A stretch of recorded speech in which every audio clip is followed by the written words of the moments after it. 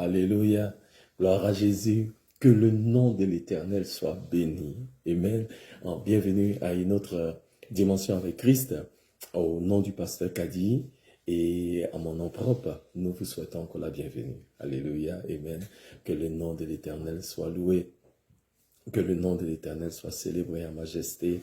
C'est toujours une joie pour moi de me retrouver ici avec vous. Amen. Sur notre plateforme préférée. Alléluia. Amen. Que le nom du Seigneur soit béni. Nous parlons de patience et aujourd'hui nous voulons vous souhaiter à tous la bienvenue à la fois aux questions. Amen. Pour vous qui êtes connectés, partagez avec un ami, likez. Alléluia. Amen. Et dites à quelqu'un, Jésus a une parole pour vous ce soir. Alléluia. Amen. J'aimerais qu'ensemble nous puissions élever la voix et bénir le nom de notre Dieu. L'Éternel est fidèle, l'Éternel est grand, il fait des choses extraordinaires. Alléluia. Amen. Adorons-le, bénissons-le. Alléluia. Amen. Éternel, oh Dieu, nous te bénissons et nous te rendons grâce. Tu es l'Éternel El Shaddai, le Dieu fidèle, le Dieu puissant, le Dieu grand, le Dieu dont le règne n'a pas de fin. Que ton nom soit loué. Que ton nom soit glorifié, que ton nom soit proclamé en gloire, proclamé en majesté. Oui, nul n'est comme toi, ô Dieu, dans les cieux, sur la terre et sous la terre. Il n'y a aucun autre Dieu qui te soit comparable, il n'y a aucun autre Dieu qui soit en même de faire les choses que toi tu fais. Yahvé, nous voulons te confier ces moments, que tout ce que nous allons faire, que tout ce que nous allons dire, que cela soit pour la gloire de ton nom. Tu es notre Seigneur et tu es notre Roi. Ce soir, encore une fois, nous avons la pleine conviction, Seigneur, que tu vas révéler ta grandeur, que tu vas nous révéler ta puissance, que tu vas nous révéler ton amour, alléluia, ton amour si grand, ô Dieu. Nous voulons t'adorer, Seigneur, nous voulons te bénir, dans le nom précieux de Jésus. Alléluia, amen. Nous avons parlé le mardi dernier de la puissance de la patience. Alléluia, amen. Il y a une puissance qui s'attache à attendre l'Éternel. Alléluia, amen. La Bible dit ceux qui s'attendent à l'Éternel dans le livre de Ésaïe, chapitre 40, versets 29 à 31. La Bible nous dit que ceux qui s'attendent à l'Éternel renouvellent leur force. Amen. Ceux qui se confient à l'Éternel, ceux qui attendent patiemment l'Éternel, alléluia, renouvellent leur force comme l'aigle. L'Éternel dit, il leur donnera de s'élever avec des ailes comme l'aigle. Alléluia. J'aimerais qu'on lise ce passage tous ensemble parce que je pense que quelqu'un a besoin de recevoir cette parole ce soir. Ésaïe chapitre 40, verset 29 à 31. Amen. Et dit ceci, Ésaïe chapitre 40, verset 29. Il dit, il donne, parlant de l'Éternel, il donne de la force à celui qui est fatigué. Et il augmente la vigueur de celui qui tombe à défaillance. Verset 30, les adolescents se fatiguent et se lassent, et les jeunes hommes chancellent. Mais ceux qui se confient en l'Éternel, alléluia, le mot confier ici est aussi traduit, en ceux qui s'attendent à l'Éternel, ou encore en ceux qui attendent patiemment l'Éternel. Alléluia, renouvellent leur force. Amen. Donc, bien aimé, il dit, renouvellent leur force. Ils prennent le vol comme les aigles. Ils courent et ne se lassent point. Ils marchent et ne se fatigueront point. Alléluia. La Bible dit, les adolescents se fatiguent, alors que nous savons que la vigueur est dans la jeunesse. Amen. La force est dans la jeunesse. Mais la Bible dit, même les jeunes se fatiguent. Les jeunes manquent de force. Il leur arrive de manquer de force. Amen. Mais il dit, mais ceux qui se confient à l'Éternel, ceux qui attendent l'Éternel, ceux qui attendent patiemment l'Éternel, ils renouvellent leur force. Alléluia. Amen. Donc, il y a un renouvellement, il y a un rafraîchissement quand nous attendons patiemment. Amen. Ils prennent le vol comme l'aigle. Amen. Quand nous attendons patiemment, l'Éternel permet que nous puissions déployer nos ailes et nous élever et voler. Alléluia. Amen. Il court et ne se lasse point. Il marche et ne se fatigue point. Quand nous attendons l'Éternel, quand nous sommes patients, l'Éternel nous donne de ne pas en chanceler. L'Éternel nous donne la force, la grâce nécessaire de persévérer jusqu'à la fin. Alléluia. D'endurer jusqu'à la fin. C'est ce que la patience fait pour vous. C'est ce que la patience fait pour moi. Les bonnes choses, ça va arriver à ceux qui attendent. Alléluia. Il y a beaucoup de bonnes choses qui arrivent à ceux qui savent attendre. L'Éternel est fidèle. L'Éternel est bon. Amen. Alléluia. J'ai dit souvent que par la grâce de Dieu, ça fait 28 ans que le pasteur Kadi et moi-même sommes mariés. Alléluia. Amen. Gloire à Dieu. Amen. Bien-aimés, si vous ne dites pas Amen, c'est que vous êtes un suspect. Alléluia. Amen. Mais nous, c'est vraiment par la grâce du Seigneur. Et nous le reconnaissons. Amen. Et souvent, j'aime bien dire que je réalise que tout au long du temps de ces années de mariage ensemble, il y a des choses que le Seigneur nous donne d'expérimenter aujourd'hui. Amen. Que nous ne croyons pas possible il y a 10 ans ou il y a 15 ans. Amen. Et c'est comme si Dieu dit, c'est bon d'attendre et de persévérer parce qu'avec le temps, il y a des expériences, il y a des choses que nous pouvons expérimenter, et que Dieu rend possible à cause de notre patience, à cause du fait que nous avons attendu. Amen. Et ce soir, je veux encourager quelqu'un qui attend, quelqu'un qui attend patiemment que Dieu agisse, que Dieu fasse un miracle. L'Éternel est fidèle, l'Éternel est attentif. L'Éternel ne vous a pas oublié et certainement Dieu va accomplir son œuvre parfaite dans votre vie et au travers de votre vie. Je crois véritablement que cet enseignement arrive de manière prophétique. Alléluia. Pour que quelqu'un sache que attendre patiemment en l'Éternel, ce n'est pas en vain. Que quelqu'un sache que attendre patiemment en l'Éternel, c'est la volonté de Dieu, c'est dans le plan de Dieu. Alléluia. Et que l'Éternel va le faire, l'Éternel va l'accomplir. Bien aimé, vous savez, il y a certaines choses. Si Dieu fait maintenant pour nous, ça va nous tuer. Alléluia. Amen. Mais l'Éternel prend son temps. Amen. Pour qu'au moment opportun, cette chose-là se réalise. Aussi, comme on peut le voir dans le cas de Lazare, il y a des choses que l'Éternel ne fera pas maintenant et qu'il fera plus tard. Amen. Parce que il veut se donner plus de gloire. Alléluia. Et pour que une plus grande gloire se manifeste, Dieu nous donne d'attendre. Alléluia. Je veux aussi dire à quelqu'un, un peu comme Élisabeth et Zacharie, dans le livre de Luc chapitre 1, qui voulaient un enfant. Alléluia. Mais Dieu les a fait attendre parce que Dieu voulait leur donner un enfant. Mais Dieu ne voulait pas leur donner n'importe quel enfant. Dieu voulait leur donner Jean-Baptiste. Alléluia. Donc souvent, Dieu nous dit non, attends, parce que tu veux juste un enfant. Mais Dieu dit, je ne veux pas juste te donner un enfant. Je veux te donner un Jean-Baptiste. Alléluia. Amen. Gloire à Dieu. Donc, l'enfant que Élisabeth et Zacharie ont reçu, cet enfant-là, amen, il était, dirais-je, le précurseur à la venue du Seigneur Jésus. Alléluia, amen. Donc Dieu a un plan. Alléluia, que le nom du Seigneur soit loué.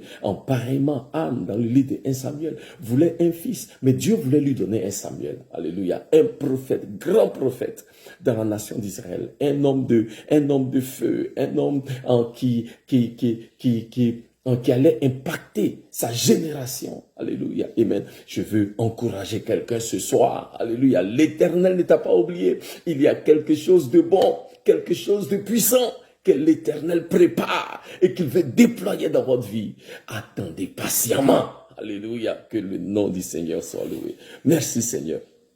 Amen. Donc, ce soir, nous sommes à la foire aux questions. Amen. Et nous bénissons le Seigneur pour vous qui continuez de nous suivre patiemment. Alléluia. Amen. Nous avons reçu des questions et nous voulons, comment dirais-je, nous pencher sur ces questions-là. Amen. Et notre prière est que Dieu utilise ces moments pour nous éclairer davantage dans sa parole et continuer de nous faire du bien. Alléluia. Amen. Donc, ce soir, notre première question nous vient de notre sœur Ami au Mali. Bonsoir Ami, que l'Éternel vous bénisse et que l'Éternel vous garde. Et Ami nous dit ceci, elle nous dit, est-ce qu'un enfant de Dieu peut demeurer en Christ sans venir aux études bibliques? Alléluia, Ami veut savoir, est-ce qu'un enfant de Dieu peut demeurer dans le Seigneur sans venir aux études bibliques? Amen. Voilà, donc c'est un peu ce que Ami veut c'est la question qu'Ami nous pose ce soir. Alléluia, gloire à Dieu. Ami, que l'Éternel vous bénisse. Amen. Et bonjour du côté du Mali. Amen. Je ne sais pas si vous êtes à Bamako ou dans une autre ville du Mali. Mais tout compte fait, que l'Éternel vous bénisse et merci de nous suivre. Alléluia. Amen. Ami, pour répondre à votre question, force est de reconnaître aujourd'hui qu'il y a de plus en plus de chrétiens qui sont devenus seulement des chrétiens du dimanche. Amen. C'est-à-dire que nous ne prenons pas le temps de participer aux activités de l'Église, d'aller à l'étude biblique, que ce soit à l'Église ou dans les cellules de maison, pour les églises qui sont organisées en tribus ou en cellules de maison. Amen. Nous ne prenons pas le temps de partager les activités de l'Église et nombreux parmi nous devenons uniquement des chrétiens du dimanche. Nous venons le dimanche, participer au temps de louange, entendre la parole et après cela, le reste de la semaine, nous vivons notre vie comme nous l'entendons. Amen. Alléluia. Et pourtant, il est important pour les enfants de Dieu que nous sommes de participer aux études bibliques. Amen. Parce que les études bibliques nous permettent d'approfondir notre connaissance du Seigneur. Amen. Premièrement, quand nous venons à l'étude biblique, ça nous permet d'approfondir notre connaissance du Seigneur. Amen. Amen. Ça nous permet d'approfondir notre connaissance de la parole de Dieu. Ça nous permet de grandir dans notre foi. Et ça nous permet de devenir de vrais disciples de Jésus-Christ. Alléluia. Donc, parce que nombreux ne prennent pas le temps de participer aux études bibliques, nous avons alors dans nos églises beaucoup de convertis et très peu de disciples. Amen. Parce que nous ne prenons pas le temps de nous imprégner davantage de la parole du Seigneur. Amen. Nombreux parmi nous, nous avons du mal à arriver à un certain niveau de maturité dans le Seigneur.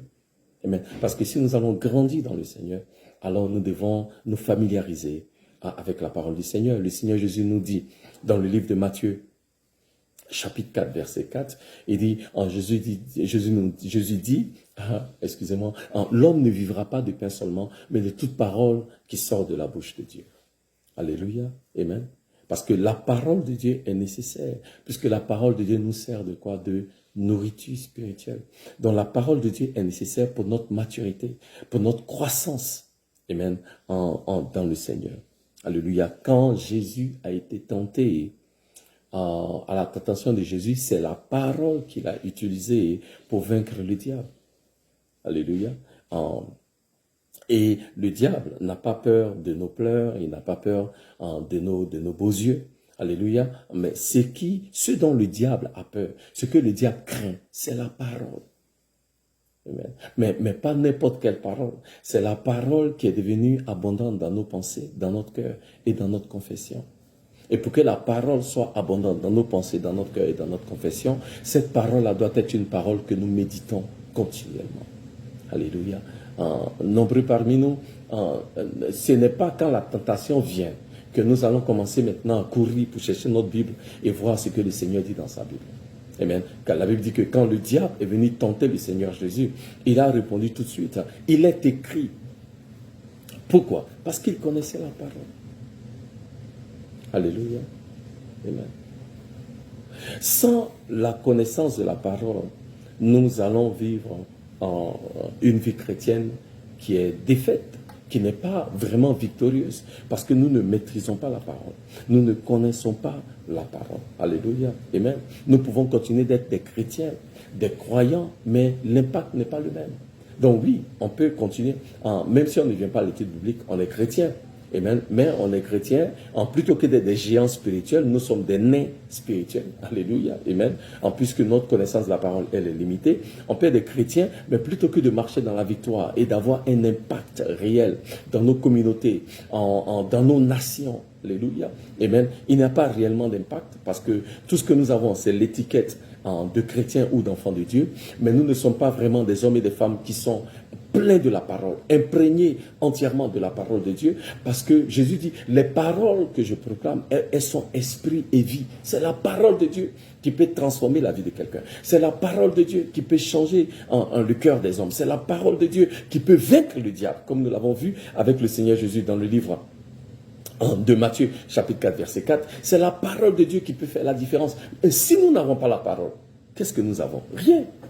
Amen. Parce que comme je l'ai dit, le Seigneur Jésus dit, mes paroles que je dis, elles sont esprit et vie.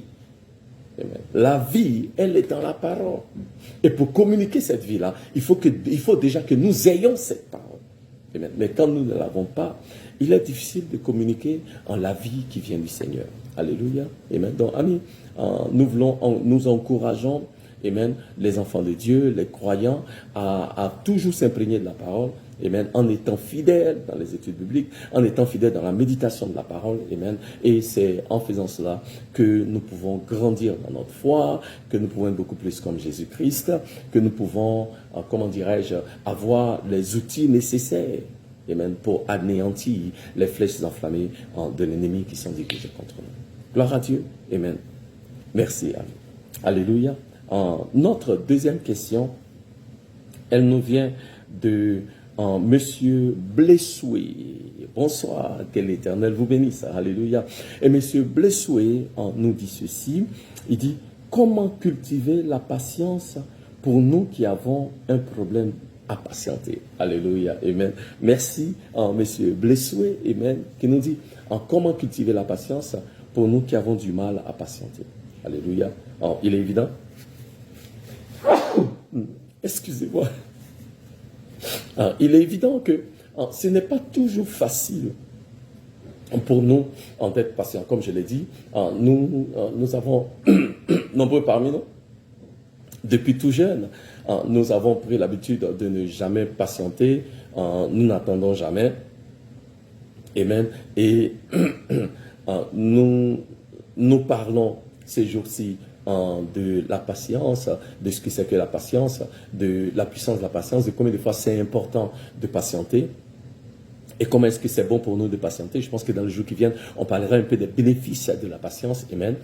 Mais je ne vais pas, on dit en anglais, I will not go ahead of myself, c'est-à-dire que je ne vais pas déjà dévoiler toutes mes cartes. Alléluia. Amen. Mais néanmoins, il est important pour nous de pouvoir patienter. Monsieur Blessé veut savoir, amen, comment cultiver cette patience-là, puisque nous ne l'avons pas. Amen. Ou puisque nous ne sommes pas patients. Amen. Nous avons, déjà, il faut comprendre, la patience, nous pouvons la définir comme suit, c'est l'habilité de persévérer au devant de toute opposition, sans nous plaindre. Alléluia. La patience, c'est le comportement que nous avons pendant que nous attendons. Alléluia. Amen. Ce n'est pas facile de développer la patience, mais avec le Seigneur, c'est possible. Alléluia. Je peux dire ceci encore. Ce n'est pas facile de développer la patience, mais avec le Seigneur, c'est possible, Monsieur Blessoué. Alléluia. La Bible dit dans le livre de Philippiens, chapitre 4, verset 13, « Je peux toutes choses en Christ qui m'en donne la force. » Alléluia. Il est évident que de par nous-mêmes, nous ne pouvons pas le faire. Il est évident que si nous voulons dépendre de nos propres forces, de nos propres habiletés, de nos propres capacités, nous n'allons pas le faire. Mais M. Blessoué, en Christ, c'est possible. En Christ, c'est possible. Amen. En Christ, c'est possible. J'aimerais partager avec nous, amen, en 3 moyens par lesquels 3 moyens bibliques par lesquels je crois que nous pouvons développer la patience. Il y en a beaucoup plus, mais bon, pour ce soir, j'aimerais partager avec nous 3. Amen. La première chose, c'est en apprenant à rendre grâce pour nos épreuves qui produisent la patience. Amen. Donc, M. Blessoy, quand nous traversons des épreuves, rendons grâce à Dieu, parce que la Bible dit, nos épreuves vont produire la patience. Alléluia. Amen. Donc, si vous voulez apprendre la patience, ne fuyez pas les épreuves. Parce que les épreuves, en fait, sont là pour nous aider à apprendre à être patient. Donc, je dirais, des fois, Dieu permet que certaines épreuves surviennent dans nos vies. Et ces épreuves-là auxquelles nous sommes confrontés, elles vont produire la patience. Donc, les blessures, peut-être qu'actuellement, vous êtes en train de traverser un feu. Amen. Ne vous dépêchez pas de sortir. C'est dans ce feu-là, Dieu va vous enseigner la patience. Il y a sûrement quelqu'un aujourd'hui qui est au devant d'une situation compliquée. Amen. Mais dans cette situation-là, c'est ce que Dieu veut utiliser pour vous enseigner la patience. Alléluia. Amen.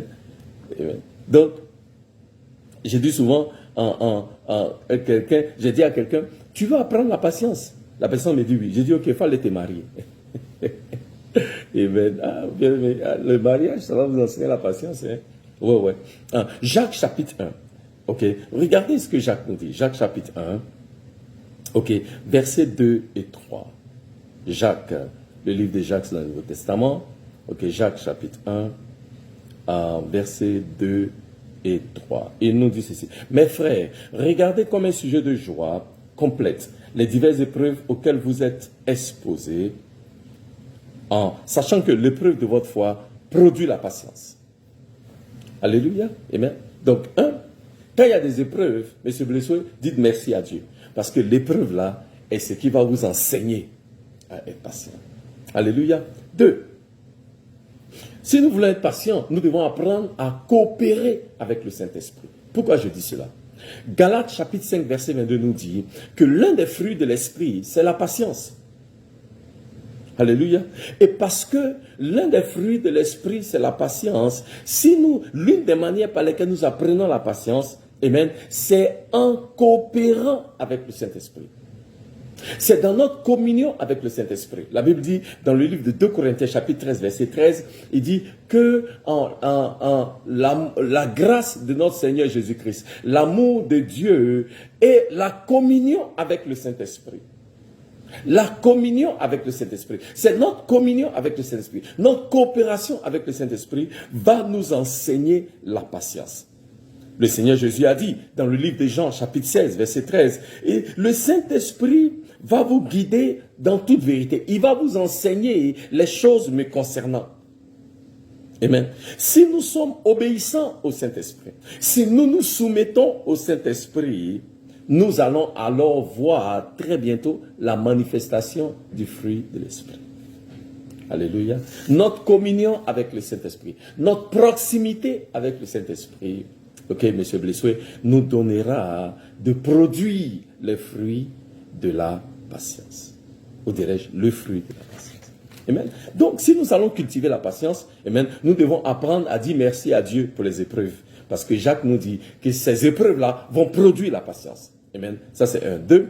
Nous devons apprendre à coopérer avec le Saint-Esprit parce que notre intimité avec le Saint-Esprit va engendrer la patience. Alléluia. Ou dirais-je, notre intimité avec le Saint-Esprit va, exactement, oui, c'est ça, engendrer la patience, amen, produire la patience dans nos vies. Et troisièmement, amen, si nous allons apprendre la patience, nous devons quoi? Apprendre à regarder Jésus-Christ.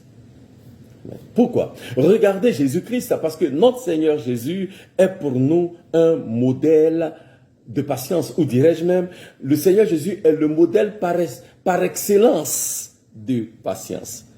Alléluia, amen. Nous devons regarder à Jésus. Il est le modèle par excellence de patience. Il dit dans le livre des Hébreux, chapitre 12, verset 1, il dit, nous donc aussi, puisque nous sommes environnés nous donc aussi, puisque nous sommes environnés d'une si grande nuée de témoins. Rejetons tout fardeau et le péché qui nous enveloppe si facilement et courons avec persévérance dans la carrière qui nous est ouverte. Verset 2. Et ayant les regards sur Jésus, le chef et le consommateur de la foi, qui en vertu de la joie qui lui était réservée, a souffert la croix, méprisé l'ignominie et s'est assis à la droite du trône de Dieu. Alléluia. Amen. Dans la Bible nous dit que ayons nos regards sur Jésus. Amen. Qui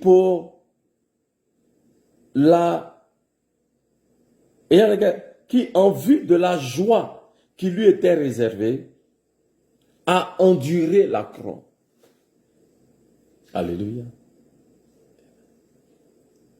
Et Dieu veut que nous apprenions à avoir la patience du Seigneur Jésus.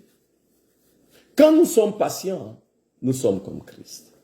Et si nous voulons être comme Christ, soyons patients. Parce que la Bible dit que Christ, pour la gloire, pour la joie, pour la satisfaction qui était devant lui, a enduré la croix. Alléluia. Il ne s'est pas empressé. Il a attendu patiemment. Il a enduré l'épreuve. Alléluia. Amen. Il a enduré l'épreuve. Et cette épreuve-là lui a donné d'être patient. Et la patience lui a donné d'expérimenter la récompense. Alléluia. Oh, j'aime ça. Amen. Et alors, si nous allons cultiver la patience, nous devons aussi être quoi? Comme Christ. Donc, M. Blessouet, pour cultiver la patience là, il faut dire merci à Dieu pour les épreuves auxquelles nous sommes confrontés.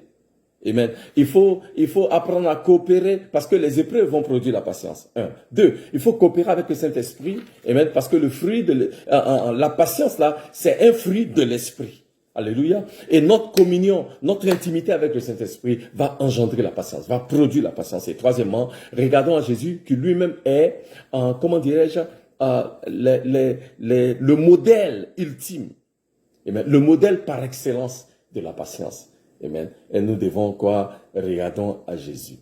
La Bible dit dans le livre de 2 Corinthiens chapitre 3 verset 18 que quand nous le contemplons comme dans un miroir, nous sommes changés à la même image de gloire en gloire. De gloire en gloire. Contemplons le Seigneur Jésus, mes blessés. Alléluia. Et plus nous le contemplons, plus nous sommes changés à la même image, celle de la patience par excellence. Amen. De gloire en gloire. Amen. Merci. Amen. Que le nom du Seigneur soit loué. Amen. Troisième question. Oh, notre temps va vite. Oh, quand je suis avec vous comme ça, je n'ai pas envie que ça finisse. Alléluia. Gloire à Dieu. Amen. Mais nous allons continuer. Notre prochaine question nous vient de la sœur Aniela de la Riviera Abata. Amen. Aniela, que l'Éternel vous bénisse. Alléluia. Et Aniela nous dit ceci. Elle dit, y a-t-il un lien entre la patience et la foi? Amen. Si oui, comment augmenter ma patience? Alléluia. Oh, moi j'aime Aniela. Elle est violente. Elle veut plus de patience.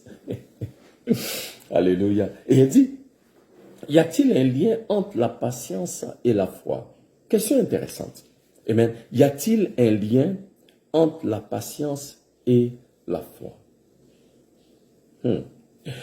Nous pouvons voir dans les Écritures comment est-ce que il y a quand même une forme d'interaction entre la patience et la foi. Amen. Donc souvent, on verra dans la Bible comment est-ce que ces deux mots-là apparaissent un peu dans les mêmes versets. Amen. La patience qui produit la foi. Amen. Ou dirais-je, les épreuves qui produisent la patience, qui produisent... Ok. Donc, on va lire quelques passages des Écritures. Romains chapitre 5, verset 3. Romains chapitre 5, verset 3. Amen. Romains chapitre 5, verset 3 nous dit ceci. Bien plus, nous nous glorifions même des afflictions, sachant que l'affliction produit la persévérance. Alléluia. Le mot persévérance ici aussi est traduit, sachant que l'affliction produit la patience. Alléluia. On continue. Jacques chapitre 1 verset 2 et 3 que nous avons lu plus tôt. Amen. Jacques nous dit, mes frères, regardez comme un sujet de joie complète les diverses épreuves auxquelles vous pouvez être exposés, sachant que l'épreuve de votre foi produit la patience. Amen. Donc, on est là, vous voyez, comment est-ce que nous voyons les mots en épreuve ou patience qui produit la foi. Amen. En l'épreuve qui produit la patience. Et un autre verset, 1 Pierre, en chapitre 1, versets 6 et 7. 1 Pierre, en chapitre 1, versets 6 et 7. La Bible nous dit ceci. C'est là ce qui fait votre joie. Quoique maintenant, puisqu'il le faut, vous soyez attristés par un peu de temps par diverses épreuves. Verset 7.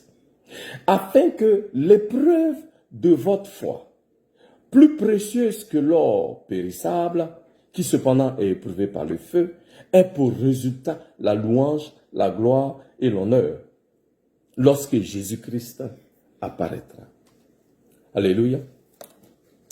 Anila, j'ai voulu qu'on lise ces passages parce que ces passages nous montrent deux choses. Amen.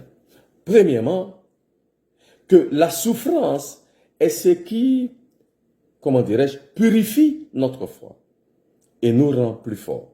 C'est ce que Pierre nous dit. Les épreuves, la souffrance est ce qui purifie notre foi, est ce qui raffine notre foi et la rend plus forte. Ok, donc ça c'est un. Deux, ces passages nous montrent que la souffrance produit aussi la patience en nous. Alléluia. Donc, on voit que Pierre nous dit que quand nous sommes confrontés à des épreuves, ces épreuves-là vont raffiner notre foi, ces épreuves-là vont affermir notre foi. Amen. Et deuxièmement, Paul et Jacques nous disent que quand nous sommes confrontés à des épreuves, ces épreuves-là vont produire en nous la patience. Amen. Donc on voit que l'épreuve à laquelle nous sommes confrontés, cette épreuve-là, elle raffine notre foi, elle affermit notre foi. Amen. Mais aussi, quand nous sommes confrontés à une épreuve, cette épreuve-là, elle engendre la patience en nous. Elle nous consolide dans notre patience, dans notre attente de l'Éternel pour accomplir le miracle. Alléluia. Cela alors nous montre que ces deux qualités-là sont nécessaires pour faire face aux épreuves et vaincre au devant des épreuves. Amen. Donc, on a besoin de foi et on a besoin de patience quand nous sommes confrontés à des épreuves. Regardez un peu, parce que la foi, Aniela, je ne veux pas, excusez-moi, je ne veux pas massacrer votre nom, Aniela, amen. La foi sans la patience produit des chrétiens qui commencent bien, mais qui éventuellement vont, ma foi, abandonner. La foi sans la patience. Nous pouvons avoir la foi, mais quand nous n'avons pas la, souvent je dis, nous avons la foi, mais quand nous manquons de patience, quelque part vers Tombouctou, et même nous allons, nous serons à bout de souffle. Amen. Parce que Aniela, imaginez si Joseph, par exemple, manquait de patience. Joseph avait la foi parce qu'il savait ce que Dieu lui avait montré. Amen. Mais pour arriver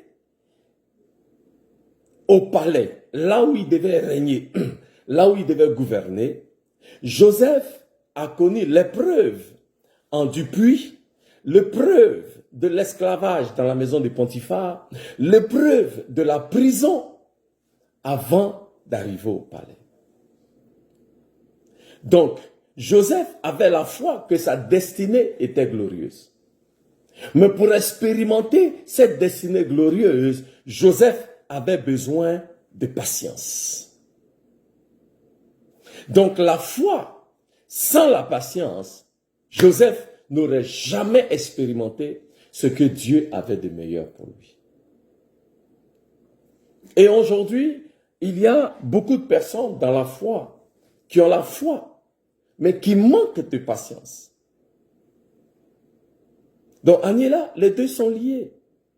Il faut avoir la foi, certes, mais il faut aussi avoir la patience.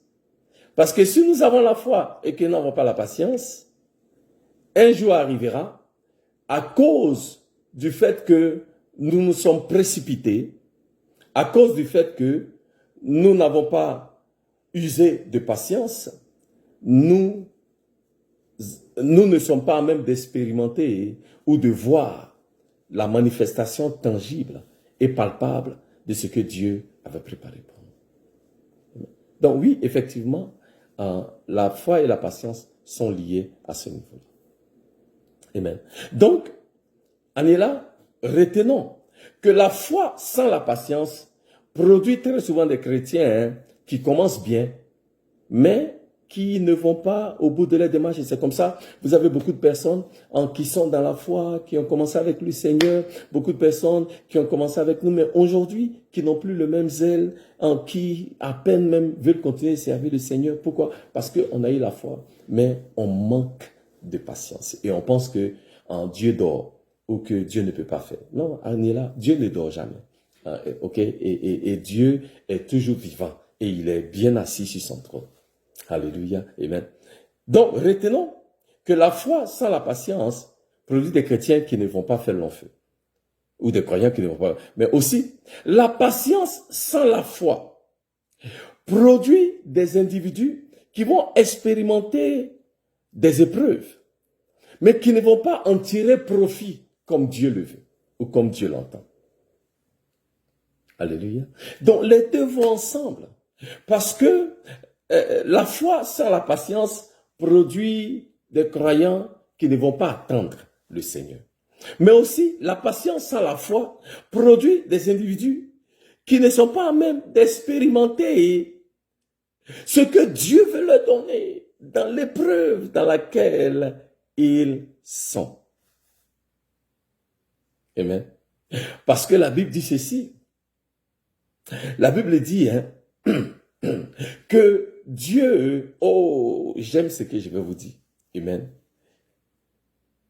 Que Dieu, les enfants d'Israël, sont sortis de l'Égypte pour aller prendre possession de la terre promise. N'est-ce pas? Mais la Bible dit, de toute cette génération-là, qui a quitté l'Égypte pour aller dans la terre promise, tous ont péri dans le désert, excepté excepté Josué et Caleb. Alléluia. Et la Bible nous dit alors, pourquoi Josué et Caleb ont pu arriver à la terre promise?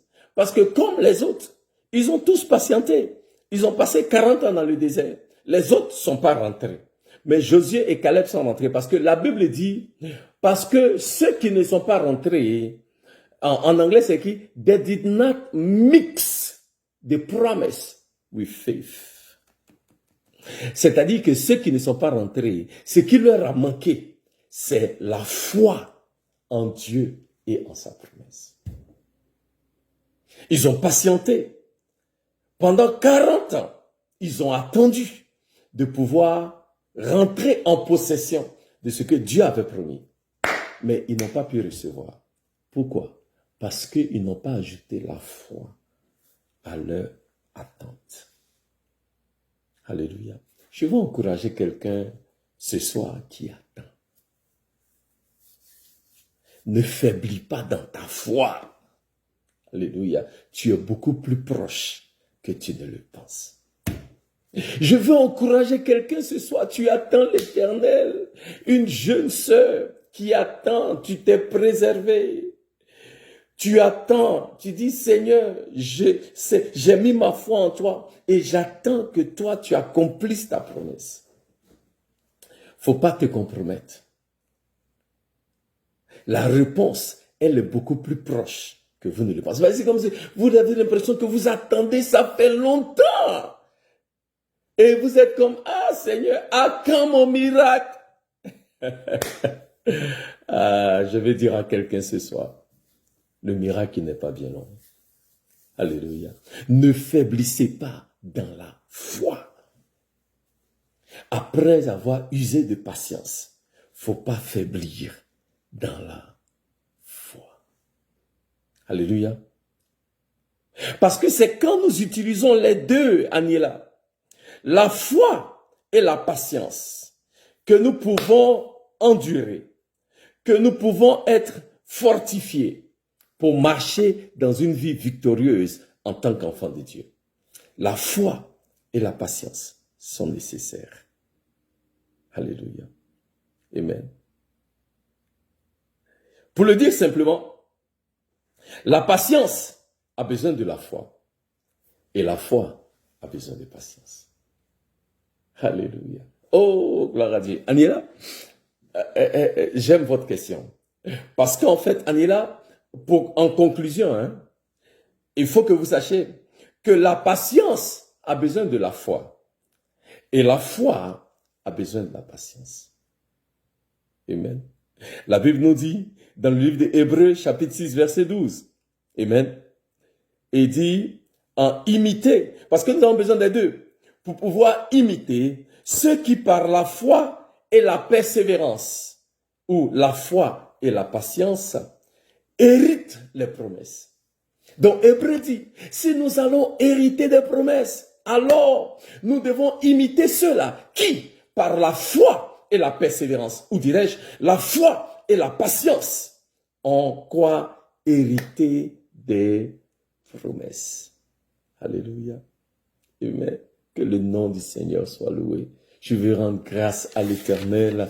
Ou dirais-je, nous voulons rendre grâce à l'Éternel pour Ami au Mali, pour Monsieur Blessoué, pour la sœur Aniela à la Riviera. Amen. Que l'Éternel vous bénisse et que l'Éternel vous garde. Alléluia. Ma prière est que l'Éternel nous donne la grâce de pouvoir patiemment marcher dans ses promesses. L'Éternel est bon, l'Éternel est grand. Il accomplit toujours son plan, il accomplit toujours sa volonté. Alléluia. Au nom du pasteur Kadi et à mon nom aussi, nous voulons vraiment bénir l'Éternel pour vous. Amen. Alléluia. Amen.